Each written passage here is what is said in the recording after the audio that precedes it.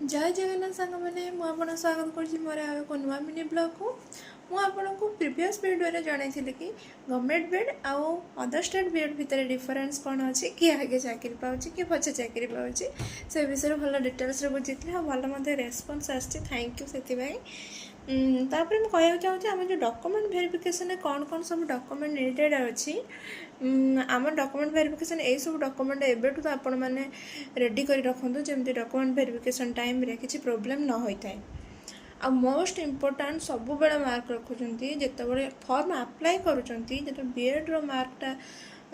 Put कर मन रखिए सीजीपीए देवे ना कि मार्क देवे मार्क रे हमर आसनी तो मार्क रे देला को प्रॉब्लम होची से माने हमको डॉक्यूमेंट वेरिफिकेशन टाइम रे बहुत गुडे सर्टिफिकेट मागुचंती प्रूफ मागुचंती तुम एति टोटाल मार्क बोली हमको प्रूफ दियो जो 2200 मार्क तार प्रूफ दियो आ तुम एति केमिति ताको कन्वर्ट करछो सेटा हम प्रूफ दियो तो ताटू बेटर हम से सब न दे कि सीजीपीए रे जदी हम दे दबा हमको एते गुडे किछि सर्टिफिकेट हमको दरकार नाही। हम फास्ट तो सब आम जी सब पाठ पढ़ी आसचे फास्ट तो 10th certificate marksheet +2 certificate and marksheet और +3 सर्टिफिकेट एंड मार्कशीट तापर आसला बीएड बीएड दिन आम 4टा मार्कशीट दरकार अच्छी आ प्रोविजनल यही 5टा तापर है आम जो कन्वर्सेशन सर्टिफिकेट जोटा परसेंटाइल होके आसी 5टा है मार्कशीट रे देला तापर आम जो इंस्टीट्यूशन करचे से इंस्टीट्यूशनटा आमर एनसीटी अप्रूव अच्छी कि नहीं तार गोटे सर्टिफिकेट आउ जो कॉलेज रे आमे करिचे से कॉलेज जो ईयर रे करचे से कॉलेज रो एफिलिएशन जो आम जो सेक्शन में करचे धरक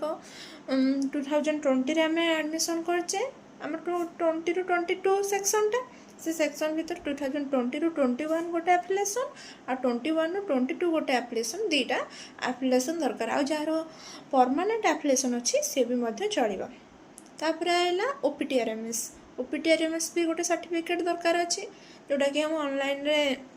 अप्लाई कले आसीज एनसीटी गला ओपीटीआरएमएस गला मेन इम्पोर्टाट रहा इक्विवेलेंस कौन जोटा आम बाहर स्टेट रे बीएड जेहेतु करचे आमर ओडिशार को यूनिवर्सिटी सहित इक्विवेलेंस अच्छी सेटार गोटे आम खास करी एबे समस्ते उत्कल यूनिवर्सिटी सहित इक्विवेलेंस रही उत्कल यूनिवर्सिटी कौन है 2019 परठू आउ किसी ऑफिशियली किसी वेबसाइट रे आसीनी इक्विवेलेंसटा तो से 2019टा भी होची किंतु आपण माने बेटर हबो आरटीआई फाइल करके निज आरटीआई गोटे अप्लाई कर दियंतु निज ना रे भी गोटे इक्विवेलेंसटा पळै आसीबो जाकि सेटा एबे भी मध्य बाहर स्टेट जो बीएड करछंती से सहित इक्विवेलेंस अच्छी आरटीआई अप्लाई करबा पे 2-3 मास भितर पळै आछी तो से एबेडो आपण जदि अप्लाई करिवे पळै आछी कार मासे भितर पळै आछी किंतु मोर टिके लेट हेतला जेहेतु मु 2019 न भी देइथिली आ मो फ्रेंड मानकर 2025 रे से माने अप्लाई कर देथिले मु अप्लाई करथिली किंतु मारा आसी नथिला जेहेतु तांकर नै कि देइथिले सेटा भी हे गला तापर जो डीओ रिपोर्टिंग पछरे हला सेत बळे नै कि देइ देइथिली भी जोडा मोर आसीथिला 2025 रे जोडा मोर आसीथिला सेटा मु देइ देइथिली तो आपण माने भी से करंतु 2019 पाखे रखु 25 रो कौन करूँ 26 रो गोटे आरटीआई अप्लाई कर दिंतु सी मस 2 मास भर पलि आसो आ कि प्रोब्लेम हेनी आ सब बड़े सीजीपीए रे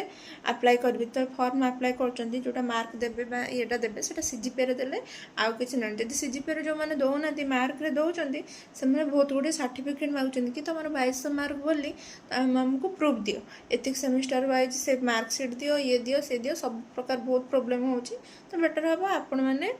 सीजीपीए रे मार्कटा दिंतु आउ रहा आम जो क्यारेक्टर सर्टिफिकेट माइग्रेशन सर्टिफिकेट किसी दरकार नहीं कि character certificate medical fitness certificate आ पुलिस वेरिफिकेशन सर्टिफिकेट एगुरा किसी डॉक्यूमेंट वेरिफिकेशन दरकार नहीं सेटा हम जो स्कूल जॉइनिंग हम से दरकार तो ये सब डॉक्यूमेंट को आपड़ निहाती एबेठू रेडी रखु तो जो पाठ पढ़ा टाइम रे आउ ए सब टेंशन नबाकू पड़वानी आउ रहा हमर आईडी प्रूफ आधार कार्ड हो कि आउ जो कौन से ड्राइविंग लाइसेंस हो पैन कार्ड हो ये सब आमर आईडी प्रूफ आ फोटो एटा तो इम्पोर्टाट आम ना आम फोटो आम निजक चिन्हे से मैंने तो यही सब डॉक्यूमेंट को आप रखु ଆଉ କିଛି ଟେନସନ୍ ନିଅନ୍ତୁନି, ପଢ଼ାପଢ଼ି ଜାରି ରଖନ୍ତୁ। ମୁଁ ବି ମୋର ସ୍ୱପ୍ନକୁ ପୂରଣ କରିଛି। ମୋର ଆଶା ଆପଣମାନେ ବି ଆପଣଙ୍କର ସ୍ୱପ୍ନକୁ ପୂରଣ କରିବେ। ଆପଣ ଫ୍ୟାମିଲିରେ ଯେତିକି ସବୁ ଆଶା ରଖିଛନ୍ତି ଆପଣଙ୍କ ପ୍ୟାରେଣ୍ଟସ୍ ମାନେ, ସେମାନେ ବି ଆପଣଙ୍କ ଉପରେ ବହୁତ ଗର୍ବ ଅନୁଭବ କରନ୍ତି। ଆପଣମାନେ ପାଠ ପଢ଼ନ୍ତୁ, ମନ ହାରାସ କରନ୍ତୁ ନାହିଁ। ଏତିକି କହୁଛି। ରହିଲି। ଜୟ ଜଗନ୍ନାଥ।